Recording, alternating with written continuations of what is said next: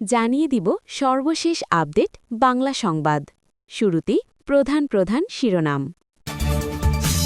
হাদি হত্যা, ফয়সালের সহযোগী রুবেলের দায়ে স্বীকার।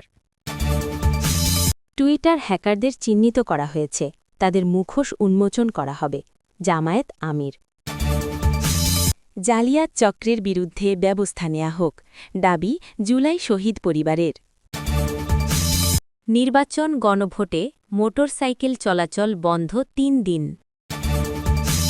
ক্ষমতায় যেতে একটি মহল সন্ত্রাসীদের লালন পালন করছে, গোলাম পরোয়ার। ১১ দলীয় জোট ক্ষমতায় এলে দুর্নীতি চিরতরে বন্ধ হবে, ডাক্তার তাহের। এতক্ষণ শুনছিলেন সংবাদ শিরোনাম, এখন শুনবেন বিস্তারিত। ইনকেলাব মঞ্চের মুখপাত্র শরীফ ওসমান বিন হাদি হত্যা মামলার প্রধান আসামি ফয়সাল করিম মাসুদের ঘনিষ্ঠ সহযোগী ফয়সাল রুবেল আহমেদ আদালতে দোষ স্বীকার করে জবানবন্দি দিয়েছেন। আজ রোববার ১ ফেব্রুয়ারি এ তথ্য জানান প্রসিকিউশন বিভাগের এসআই রুকনুজ্জামান। তিনি জানান, ২ দফায় ৯ দিনের রিমান্ড শেষে রুবেলকে শনিবার আদালতে হাজির করেন মামলার তদন্ত কর্মকর্তা সিআইডি পুলিশের ঢাকা মেট্রো পূর্ব বিভাগের সহকারী পুলিশ সুপারিনটেন্ডেন্ট আব্দুর কাদির ভূঁইয়া। রুবেল স্বেচ্ছায় স্বীকারোক্তিমূলক জবানবন্দি দিতে সম্মত হওয়ায় তা রেকর্ড করার আবেদন করেন তদন্ত কর্মকর্তা। আবেদনের প্রেক্ষিতে ঢাকার মেট্রোপলিটন ম্যাজিস্ট্রেট মোহাম্মদ মাহবুবুর রহমান তাঁর জবানবন্দি রেকর্ড করেন। এরপর তাকে কারাগারে পাঠানো হয়।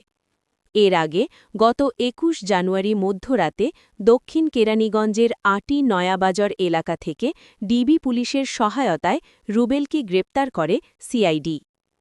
ত্রয়োদশ জাতীয় সংসদ নির্বাচন ও গণভোটের তফসিল ঘোষণার পরদিন গত ১২ ডিসেম্বর দুপুরে রাজধানীর বিজয়নগর এলাকায় পুরানা পল্টনের বক্স কালভার্ট রোডে ওসমান হাদিকে গুলি করেন চলন্ত মোটরসাইকেলের পেছনে বসে থাকা আততায়ী। প্রথমে তাকে ঢাকা মেডিকেল কলেজ হাসপাতালে এবং পরে এভারকেয়ার হাসপাতালে চিকিৎসা দেয়া হয়। অবস্থার অবনতি হলে উন্নত চিকিৎসার জন্য হাদিকে এয়ার অ্যাম্বুলেন্সে করে সিঙ্গাপুরে নেওয়া হয়। সিঙ্গাপুরে চিকিৎসাধীন অবস্থায় গত ১৮ ডিসেম্বর হাদির মৃত্যুর খবর আসে। জামায়াতে ইসলামীর আমির ড শফিকুর রহমান বলেছেন, টুইটার এক্স হ্যান্ডেল হ্যাক করে নোংরা পোস্ট করা হয়েছে। কারা এই কাজ করেছে তাদেরকে চিহ্নিত করা হয়েছে। জাতির সামনে এই অপকর্মকারীদের মুখোশ উন্মোচন করা হবে। রবিবার ১ ফেব্রুয়ারি সন্ধ্যায় ঢাকা ১৫ আসনের নির্বাচনী পথসভায় তিনি একথা বলেন। জামায়াত আমির বলেন, তরুণদের স্বপ্নের বাংলাদেশ গড়বে জামায়াত। তরুণরা সামনে থেকে নেতৃত্ব দেবে আর মুরব্বীরা পেছন থেকে সাহস যোগাবে। কেউ কোনো অপরাধ করে পার পাবে না। সমতার দেশ গড়া হবে। কোনো নারীকে হেনস্থা পোড়া হবে না। চাঁদাবাজির বিরুদ্ধে জিরো টলারেন্স নীতি জামায়াতের। তিনি আরও বলেন, একদল লোক ফ্যামিলি কার্ড দেবে, তাদের হাতে দেশ নিরাপদ নয়। পরাজয় নিশ্চিত জেনে একটি দলের মাথা খারাপ হয়েছে। মাঘ মাসে মাথা গরম হলে চৈত্র মাসে কি করবেন? ১২ তারিখ ইনসাফের পক্ষে ফয়সালা আসবে। এর আগে দুপুরে জামালপুরের সিংহজানি বহুমুখী উচ্চ বিদ্যালয় মাঠে নির্বাচনী জনসভায় জামায়াত আমির বলেন, এই নির্বাচন অতীতের ৫৪ বছরে যে রাজনীতি ফ্যাসিবাদ তৈরি করেছে সেই বস্তা পচা রাজনীতির কবর রচনার নির্বাচন বলে মন্তব্য করেন তিনি। জুলাই অভ্যুত্থানের শহীদ পরিবারগুলোর স্বীকৃতি এবং জালিয়াত চক্রের বিরুদ্ধে কঠোর ব্যবস্থার দাবি জানিয়েছেন শহীদ পরিবারের সদস্যরা।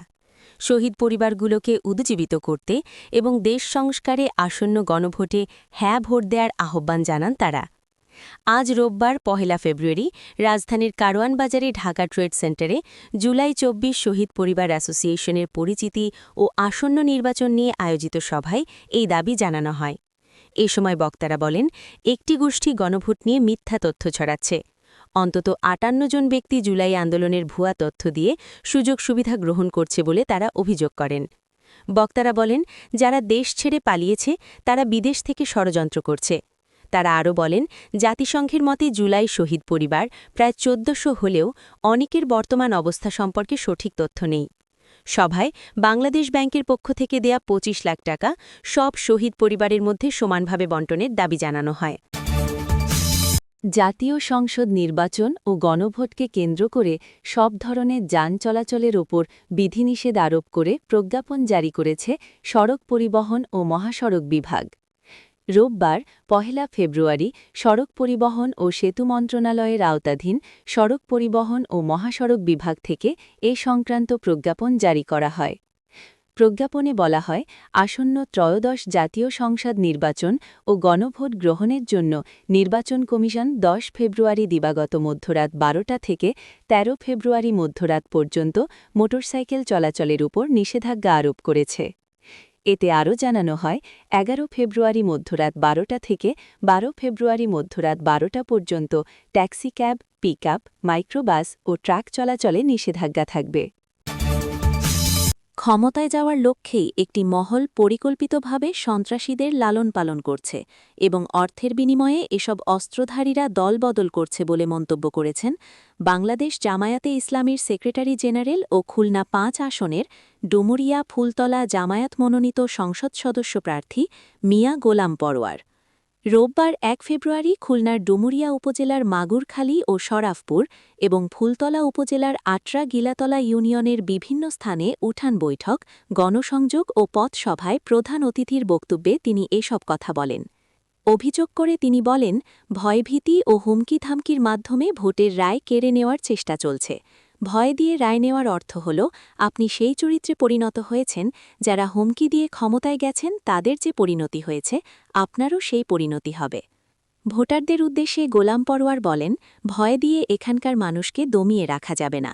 যাকে ভয় দেখানো হচ্ছে সে এখানকার মাটির মানুষ, এখানেই পার জন্ম। ভয় দিয়ে কাজ হবে না বলে জানান তিনি। এলাকার উন্নয়ন ও জনগণের সঙ্গে সংযুক্ত থাকতে পারে এমন প্রতিনিধিকে নির্বাচিত করার আহ্বান জানিয়ে তিনি বলেন, এমপি বানাবেন এমন একজনকে যে ঢাকা লন্ডন গিয়ে হারিয়ে যাবে না, যাকে খুঁজে পাওয়া যাবে না এমন কাউকে নয়, যিনি এখানকার মানুষের পাশে থাকবেন। দেশকে সহিংস রাজনীতির হাত থেকে রক্ষার আহ্বান জানিয়ে তিনি শান্তিপূর্ণ ও ভয়মুক্ত নির্বাচনের পরিবেশ নিশ্চিত করার দাবি তোলেন। জামায়াতে ইসলামীর নায়েবে আমির ও কুমিল্লা ১১-১৪গ্রাম আসনে ১১ দলীয় জোটের প্রার্থী ডা. সৈয়দ আবদুল্লাহ মো তাহের বলেছেন, ১১ দলীয় জোট ক্ষমতায় এলে দেশ থেকে চিরতরে দুর্নীতি বন্ধ হবে।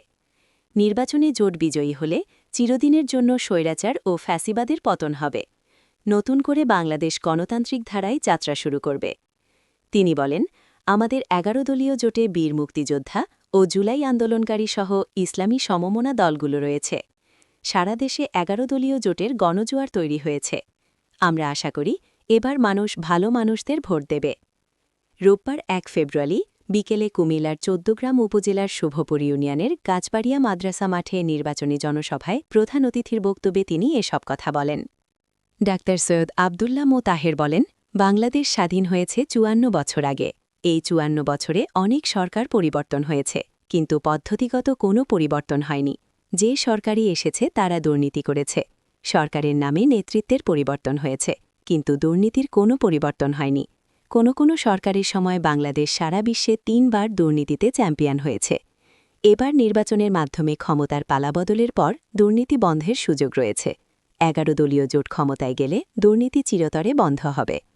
তিনি আরও বলেন, এবারের নির্বাচন ২০০৮, ২০১৪, ২০১৮ ও ২০২৪-এর মতো সাধারণ নির্বাচন নয়। এবারের নির্বাচন শুধু ক্ষমতার পালাবদলই নয়, গুণগত পার্থক্য রয়েছে। শুভপুর ইউনিয়ন জামায়াতে ইসলামীর আমির ডা. মফিজুর রহমানের সভাপতিত্বে এ সময় বক্তব্য দেন কুমিল্লা দক্ষিণ জেলা জামায়াতের আমির অ্যাডভোকেট মোহাম্মদ শাহজাহান, কেন্দ্রীয় মজলিসে শুরা সদস্য ড. মাওলানা আবুল কালাম আজাদ বাশার সহ অন্যান্যরা।